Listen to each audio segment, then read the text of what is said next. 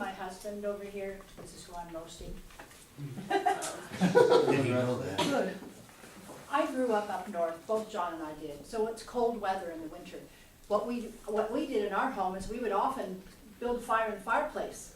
And I would get out the metal container with a not long enough handle. We'd build a fire, we'd get it hot enough, I'd put popcorn kernels in there, and I would be on my knees and I would be shaking and hope that that popcorn got hot enough to pop before I had to get out of the fire. Now, you know what? I'm wondering if maybe John did that same thing.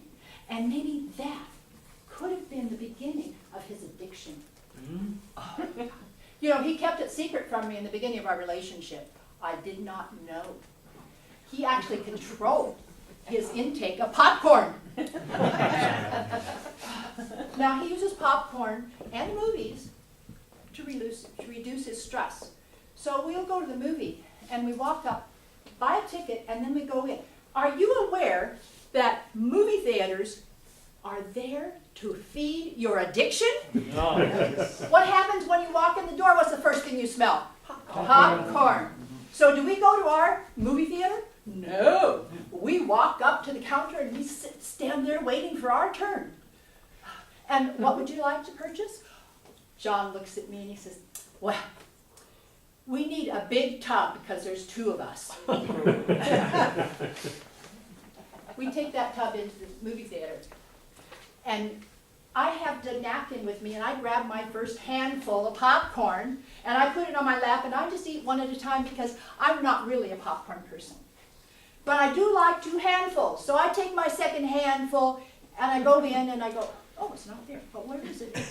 Often it's already empty. So I have a suggestion for the movie theaters.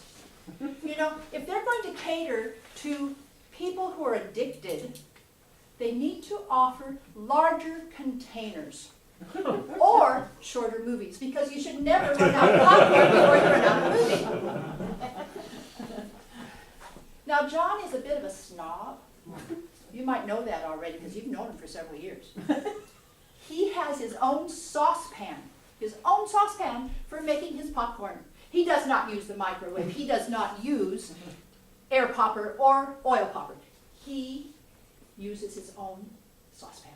It's about yay thick on the bottom. He puts in his coconut oil. He puts in his kernels. He knows exactly, I think he counts them, that he puts in the saucepan. He puts the lid on. He turns up the heat just perfectly so he doesn't even have to do this. It just pops. And when the lid gets up about yay high, he knows it's all done. He also has his own bowls. He has 4 little bowls, and 1 large bowl. Now I can tell how stressed he is by how many bowls he uses.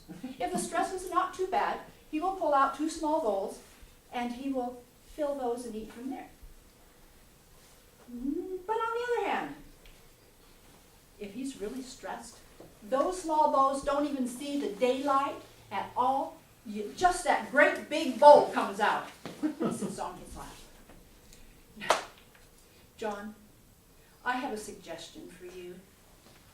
You know, when his stresses are things like riding a Toastmaster speed. You might be aware of that. Working with a spreadsheet for our CPA. You would know how people are with that. You and Jim. And desktop publishing. But when you really get stressed out, the biggest one, by the way, was the Dallas Cowboys versus the Green Bay Packers. And it got up right near the end, and guess what? It looked like they were going into overtime.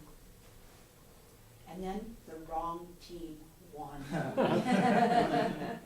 So, when you get highly stressed, and you still have things you need to do, rather than have your hands all oily from the seasoning you put on, what I would suggest is you take your hoodie and put it on backward.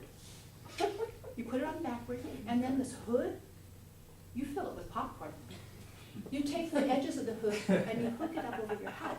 Now it's a feed bag, and you don't have to use your hands. And you can be all that you want, and you get your stressful objects finished.